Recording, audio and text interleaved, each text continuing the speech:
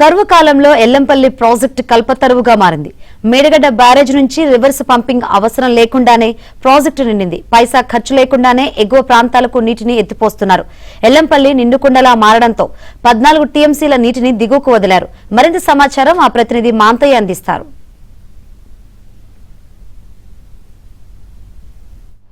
Yellampalli project జలకళను సంతరించుకుంది. కరువు మేఘాలు కమ్ముకున్న నేపథ్యంలో ఒక్కసారిగా కురిసిన వర్షాలతో ప్రాజెక్టు నిండుకుండలా మారింది. ప్రస్తుతం మనం ఎల్లంపల్లి వద్ద ఉన్నాం.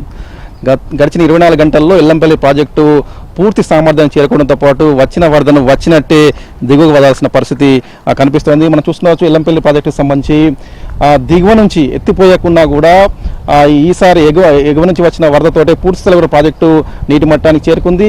ఒక దశలో 4 లక్షల క్యూసెక్ల పైగా నీటిని 30 గేట్లను ఎత్తేసి దిగువ వదిలిన పరిస్థితి నిన్నంతా కూడా. ఈ రోజు సంబంధించి ప్రాజెక్టు ఇన్ఫ్లో కొంచెం తగ్గినా కూడా ఉత్తర తెలంగాణకు ప్రధాన ఆయుపట్టు లాంటి ఎల్లంపల్లి ప్రాజెక్టు జలకళను సంతరించుకున్న నేపథ్యంలో అటు రైతులు ప్రజల్లో కూడా హర్షం వ్యక్తమవుతుంది. తాగునీటి సమస్యకు పెద్దగా ఇబ్బంది ఉండకపోదని చెప్పి కూడా ఒక అభిప్రాయం వ్యక్తమవుతుంది. ప్రాజెక్టు తాజా పరిస్థితి మనతో మాట్లాడేందుకు ఈగా అన్నారు. సార్ చెప్పండి, ఏంటి పరిస్థితి? ప్రాజెక్టు పూర్తి స్థాయిలో కూడా జలకళను సంతరించుకున్నట్టేనా? పరిస్థితి ఎలా ఉంది? ప్రాజెక్టు పూర్తి స్థాయిలో నీళ్లు నిల్వలు ఉన్నాయి. ముందు జాగ్రత్తగా నిన్న రాత్రి నుంచి నీటిని డ్యామ్ గేట్ల ద్వారా ఎత్తి 1,50,000 నుంచి పెడితే 4,50,000 వరకు ఎత్తేసినాం రాత్రి. ఈ రోజు నాడు ఇప్పుడు 9,000 క్యూసెక్లు డిశ్చార్జ్ ఉంది. మొత్తం పూర్తి స్థాయి 148కు 147.4 మీటర్ల హెడ్ ఉంది.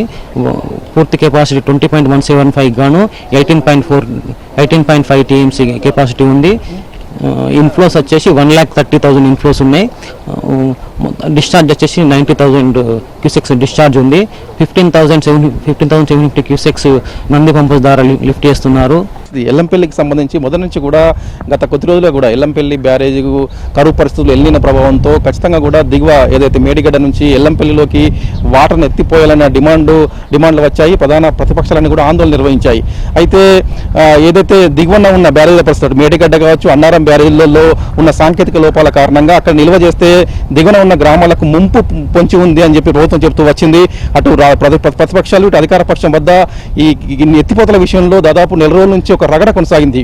అయితే ఎల్నినోతో ఈసారి వర్షాభావ పరిస్థితుల వల్ల కరువు నుంచి బయటపడాలంటే ఖచ్చితంగా కూడా మేడిగడ్డ నుంచి రివర్స్ పంపింగ్ ద్వారా అటు అన్నారం సుందిల్ల నుంచి ఎల్లంపల్లికి ఎత్తిపోయాలని డిమాండ్లు వ్యక్తమయ్యాయి. ప్రభుత్వం నిర్లక్ష్యం చేస్తుందని చెప్పి కూడా ప్రతిపక్షాలు ఆరోపించాయి.